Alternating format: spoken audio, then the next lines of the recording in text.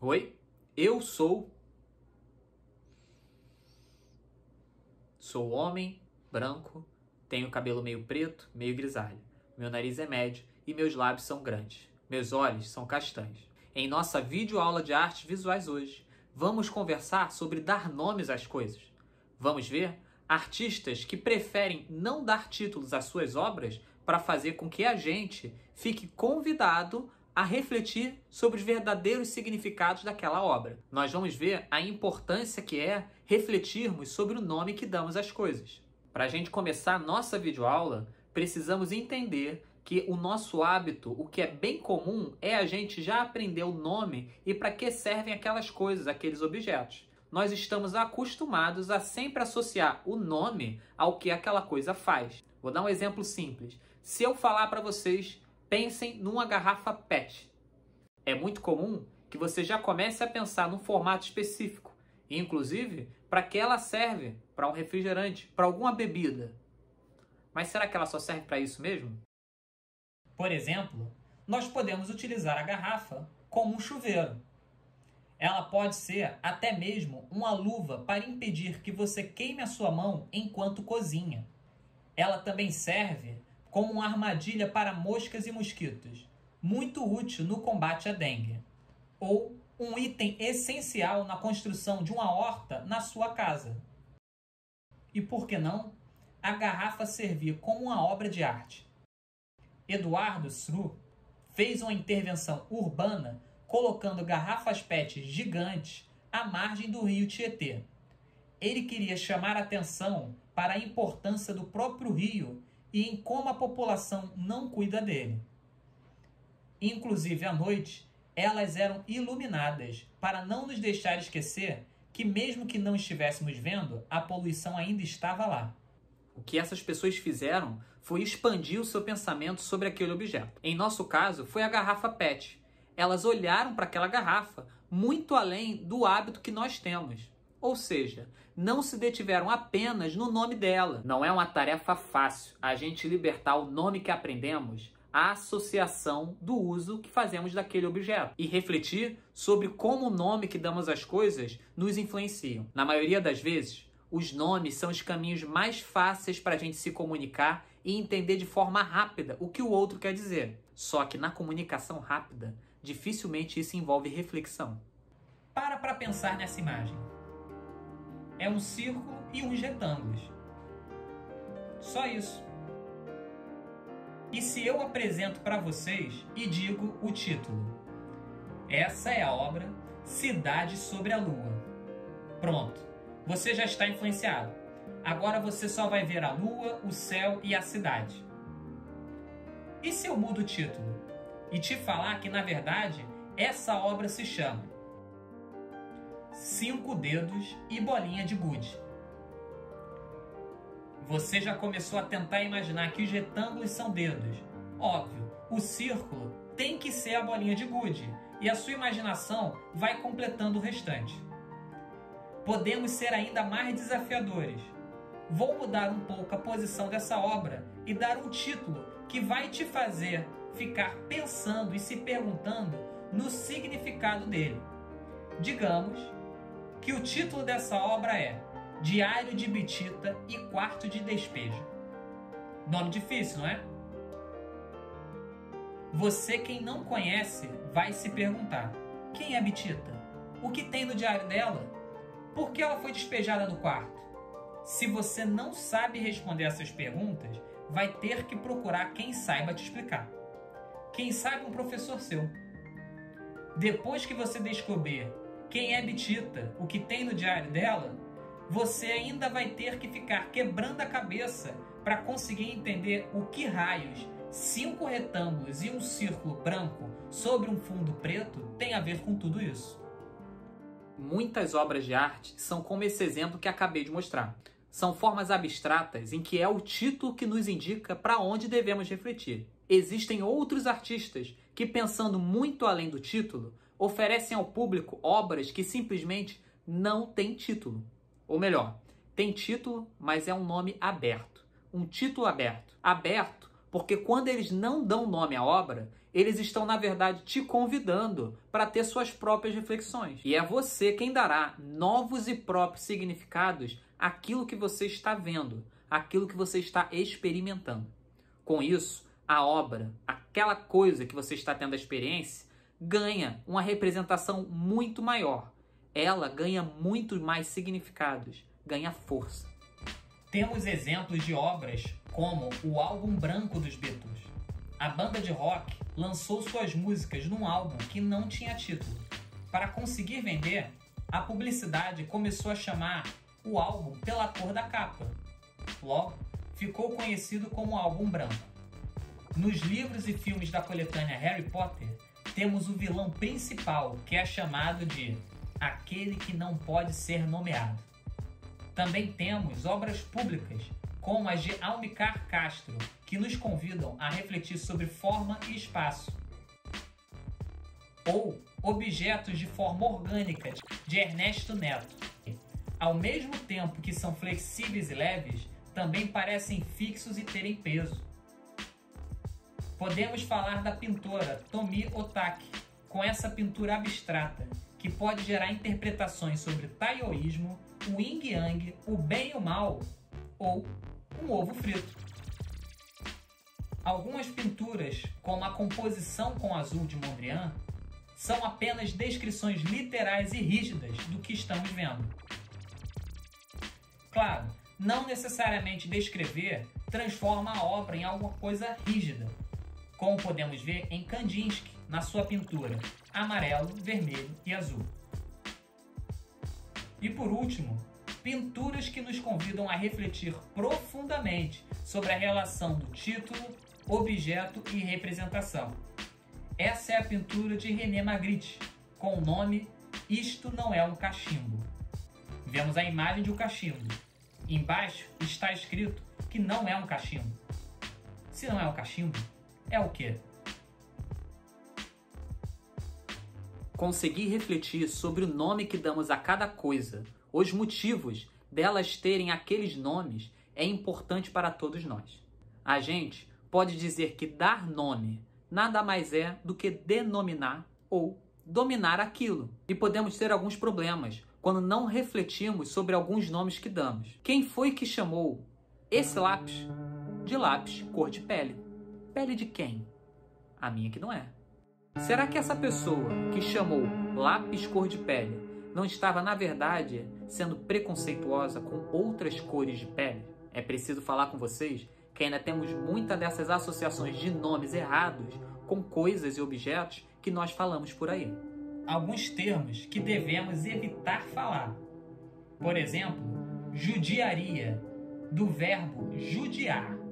Significa maltratar como os judeus foram maltratados. É usado como sinônimo de fazer sofrer, atormentar, maltratar, ou ainda com tom de pena. A palavra possui uma carga de preconceito muito grande. Substitua por sofrimento ou maus tratos. Outra palavra que devemos evitar é criado mudo. Você sabia que o nome dado a esse móvel faz referência aos criados, geralmente pessoas escravizadas, que deviam segurar objetos para os seus senhores e não podiam falar. Daí, eles eram considerados criados mudos. Quando formos nos referir a esse móvel, vamos falar mesa de cabeceira ou cômoda. Outra palavra é doméstica. Doméstica era um termo associado às mulheres negras escravizadas que trabalhavam dentro das casas de famílias brancas. Elas eram consideradas pessoas domesticadas. Quando nos referirmos a essa profissão, falemos empregada ou funcionária. Outro erro comum é falar escravo. Esse termo trata dos africanos como passivos e desprovidos de individualidade e subjetividade, como se fosse um monte de gente que não tinha nome, que não tinha costumes e culturas diversificadas. Os africanos que vieram para cá à força, eles eram pessoas, reis, rainhas, camponeses, homens, mulheres e crianças escravizadas. Vieram contra a sua vontade. Daí, quando falarmos da época da escravidão e formos nos referir aos homens e mulheres negras, falemos pessoas escravizadas.